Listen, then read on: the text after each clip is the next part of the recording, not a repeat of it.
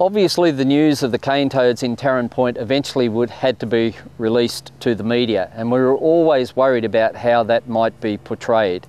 It's too easy for the media to grab a story like that and present it as an invasion of horrible aliens and really generate a terrible sense of fear and panic amongst people.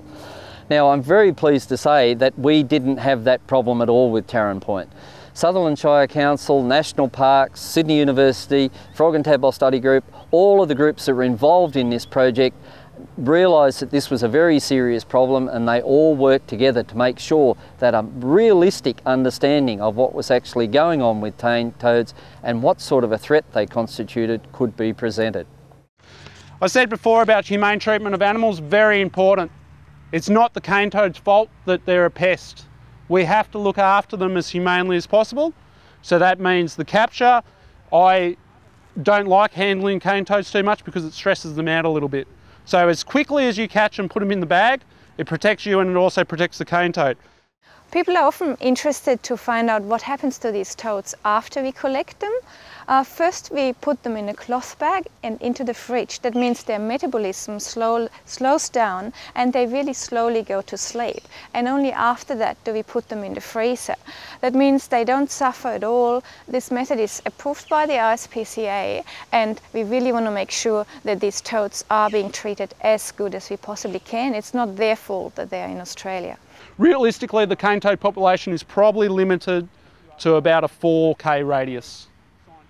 It's just in this area. It's just in Taren Point. Having said that, I'm not sure how many cane toads are around. It could be 1,000, but every year that we don't do anything, exponential growth will make it that much harder to control them. I think we are just about done. We are going to start walking in about 5 minutes. Get a pair of gloves. The blue gloves are the biggest. You'll also need a vest. Grab a bag, everyone grab a bag. And if you haven't got a headlight, I'll lend you one of mine, but I need them back at the end of the day. Well, we've used cane toad musters as a means of controlling cane toads in a number of different locations in New South Wales already, most notably in Port Macquarie, where we've actually achieved a complete extermination of a population of cane toads. Now at Taren Point, it's important that people who come in and decide to help with the cane toad musters understand, first of all, that they would be going on to lands that might be owned by somebody else, so you need to be a bit cautious about what you can and can't do on those lands. You need to be aware of the risks to yourself. You know, there's always a chance of falling over and breaking your leg, cutting yourself, all sorts of things.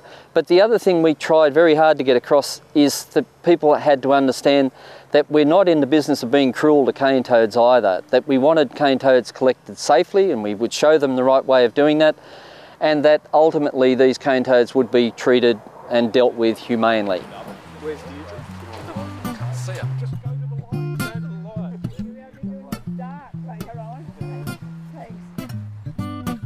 Is that a rubber frog? Or is that a rubber frog? And yeah, all of a sudden these new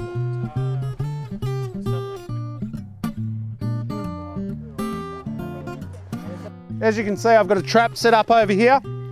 Why it's important that there's a trap here is if you can see all the building rubble over here, cane toads have been wintering in that, and we've caught quite a few just in this area. So you always set up a light next to it, and the insects will be attracted to that light, then the cane toad goes in.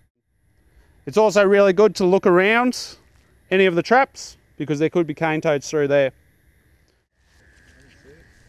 Okay, we've got one. Just move back a little bit. Yeah, it's a good size. You're not going to get eye flash now because we're all looking at it. So as much as possible, get your body in front of it, come up behind it, grab it. So as you saw then, nice and loose. Female again. Good catch, that one. Go ahead. There you go. Grab him. All right, so keep your... Go get him. Can someone grab that cane toad? Just there? Yeah, I can see it there. Just grab him. Right there. That's it. Got him. You got him? Get him in a bag. Can you help me open my Well bag? done.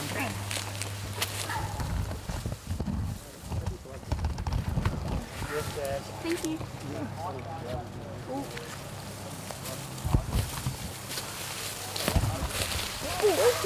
at that action shot. Oh, cool. Just, Alright, get him in a bag. Got You don't him. want to stress him out. perfect.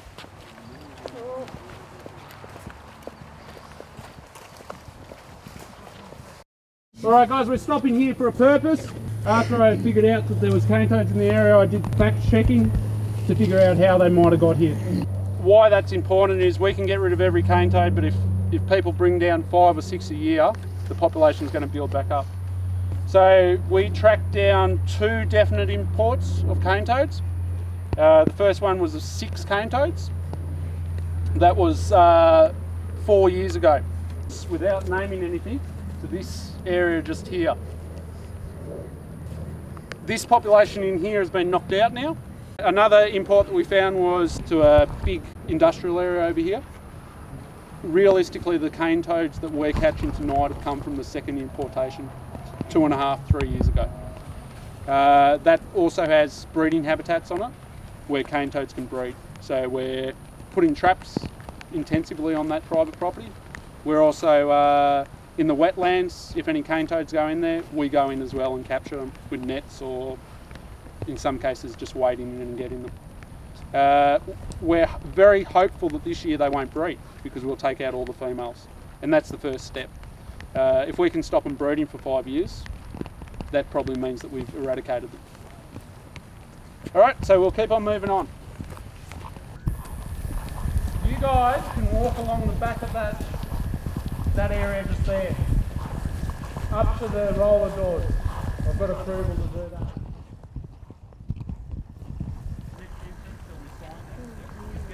Yeah, he was just hopping around out of some rocks, old bricks, and he needs to go in a bag. Everyone saw the cane toad? Well done. Yay. That's really important, the little ones. Yeah. That's definitely a cane toad.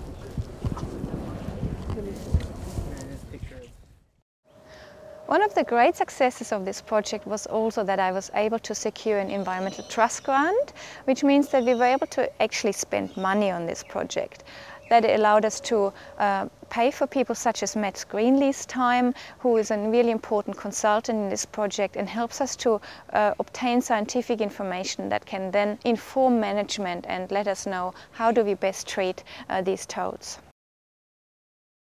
One thing we decided to do was to track the cane toads, and this involves attaching a small transmitter with a metal bead chain belt to the toads. It's a technique that's been put together by Dr. Greg Brown, and he's been doing it for several years up in the Northern Territory where we've been working on toads. And this allows us basically to follow the toads and locate them every day. So we can firstly work out what sort of places they're hiding in, but also how far away from the core areas where we've been locating the toads that they are moving, so we know where we can search for them basically. This transmitter here only weighs about 2.5 grams, so it's very light. They cause no problems for the toads in terms of restricting their ability to get around and behave normally. The battery life on these units is about 5 months, so it gives us a reasonable amount of time to be able to follow the toads around and get a really good picture of what they're doing over time. Despite the fact that this transmitter's only tiny, we're able to receive a signal from it from a good couple of 100 metres away. Also, one of the interesting things that we found was that the toads are actually using the drainage system in the area for shelter. It provides them a nice, dark, moist environment to live in. So we're picking up a signal from underground, which has been really good. But also the fact that they are using this drains has come at a bit of a cost, because one of the other residents of the drainage system is the rats. At least one of the toads so far we've been able to confirm has been preyed on by a rat. So it is quite a risky environment for them, despite the fact that they're nice and dark and damp. It's in the garden bed. That's why it's important to look, because they pop up. Has someone got a bag? So it's not going anywhere, just be confident when you pick it up. Nice and soft, put it in a bag as soon as you can.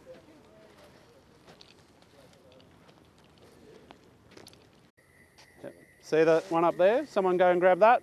That's only a little one, so it's going to move quick, so you need to get on it. Go around the back, Dave. Matt's got it. So you'll see that the big ones kind of sit at you, and they go, there's nothing that can hurt the big ones, whereas the little ones will move quick. All right, here's one of my nightmares, little place where cane toads can get fresh water and also possibly a breeding. So you can imagine how many of these little areas no one even thinks to look for cane toads. However hard we look through air photos and all that type of stuff, we just can't identify them. So that's the problem. Probably 3,000 places that could have cane toads around here, and me identifying something like this. It's very difficult. So you just come and grab it. So they just found one over there, which is good. So that's a big female or female.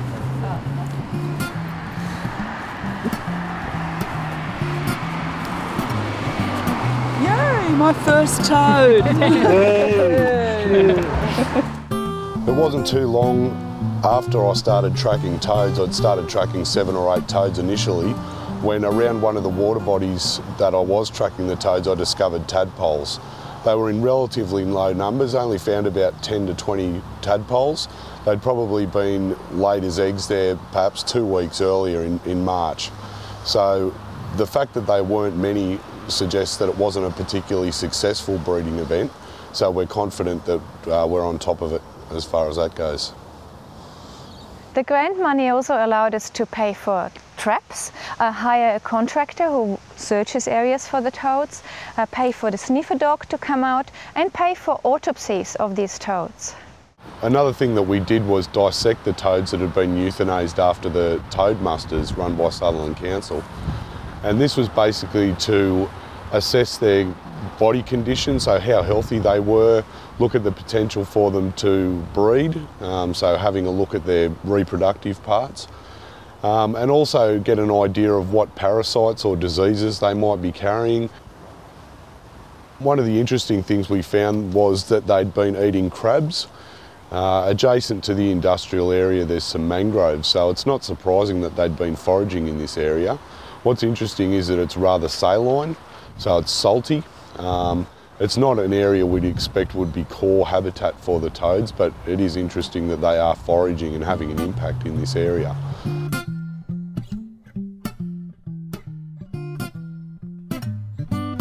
Hi, my name's Jason Bishop. I'm a ranger for the New South Wales National Parks and Wildlife Service for Botany Bay area.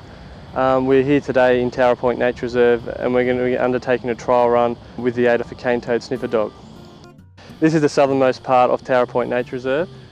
There's a mangrove corridor that extends southwest from this location to Taren Point, where cane toads have been previously found before. So this is a very important site for us to look for cane toads.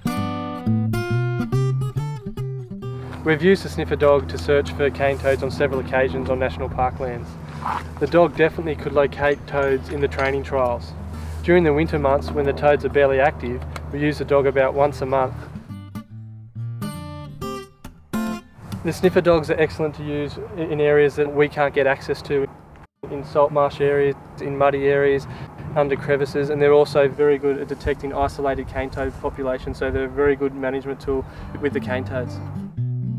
This is regarded as the best method to detect with isolated cane toad populations because the female cane toad doesn't call and they can detect many more cane toads than humans can.